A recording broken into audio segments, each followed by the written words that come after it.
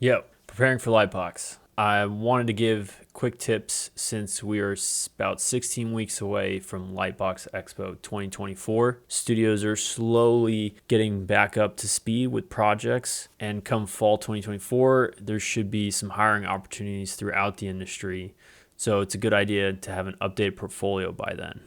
There are three major lessons I learned from going to industry conferences in the past. Number one, publish a new portfolio online 1 to 2 weeks before a conference. Two, connect online with industry professionals before attending a conference. And three, you won't get a job at a conference, but you can definitely get one afterwards. All right, let me elaborate on the points. Here are the steps on how you should share your portfolio online.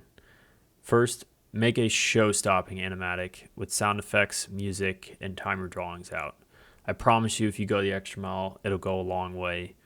Post it on Instagram, ArtStation, Kara, Sarah, whatever the new thing is, with a bunch of hashtags. I've put a bunch of them below that I like to use in the description. So definitely make sure you got those in there for the algorithm. Then upload your animatic to YouTube and then share your YouTube link in a LinkedIn post on a Friday morning. Recruiters are usually lurking around on LinkedIn during lunch on Fridays. I made that up, but I like to think that. I will say I get more views later in the week on a LinkedIn post than at the beginning of the week. Two, connecting online. Follow as many recruiters, producers, directors as you can on LinkedIn. Don't bother sending connection requests because they get hundreds per day. They're not going to accept it. Following will let you receive all of their posts in your LinkedIn feed. So when they're looking for people to fill roles, you'll be the first to know. Don't email recruiters unless they gave you their email. It's weird if you surprise them if you got their email from a friend. Plus, it's most likely to end up in their junk box, so they're never going to see it anyways. Post routinely on social media platforms. It shows that you're eager and improving, and you will slowly gain traction over time.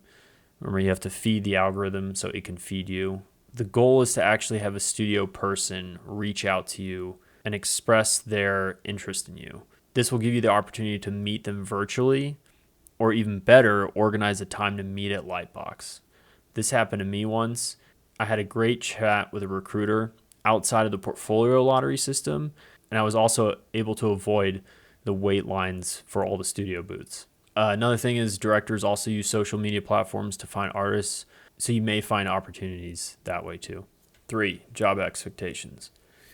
You will not get hired on the spot at these art conferences. These conferences are a way for studios to meet developing artists and expand their current network of industry artists. So don't go into these conferences with the expectation of landing a job. However, you can definitely get a job after the fact by making meaningful connections and by leaving lasting impressions.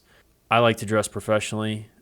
You don't need to wear anything fancy, no suit or tie. Nobody in the industry does that. But clean, ironed clothes is usually a good way to go. Business cards, people still use them in 2024, so I highly recommend you get some. It's best to have a clean card with your email address, your website. Adding a QR code that directly links them to your portfolio website is also great.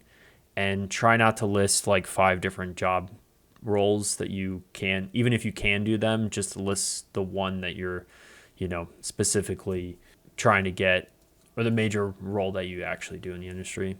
Also, this might be a little controversial opinion, but I prefer to show my real face for profile pictures online. I get we're artists and we want to make self-portraits of ourselves, stylized ones. But unless you do a photoreal portrait, people can't match your cartoon face to your real face. So if you use a real picture of yourself, when you meet someone in person, they'll recognize your face online, let's say on Instagram or LinkedIn after the fact. So those are my 3 biggest lessons I learned when attending Lightbox. I hope these tips are helpful for planning out the rest of the year. Leading up to Lightbox, I'll make another video where I go more in depth about, navigating Lightbox specifically, how you can sign up for certain things, what maybe you should do, how you can plan your day out. These conferences were incredibly valuable for me to meet industry professionals when I was trying to break in. It's really important to be ready for new opportunities So I think if you start planning now, you'll have an ample amount of time to have some really killer portfolio pieces come fall 2024 for these art conferences. If you're interested in getting feedback from me for your storyboard portfolios, I offer 2 different types of portfolio reviews on my website. The portfolio review is a portfolio website review where I give you broader feedback on what you can improve on in terms of draftsmanship, storytelling, and also your website as a whole. I provide a couple of drawovers as well for a storyboard scene that you can choose. And then there's a 30-minute call to discuss the feedback. The story breakdown is a shot-to-shot review of one storyboard piece of your choice. I'll provide drawovers for a 1 to 2 minute scene with a 45-minute chat to discuss the feedback. I really appreciate you watching this video. I hope you learned something, and feel free to ask any questions in the comment section. Best of luck the rest of the year.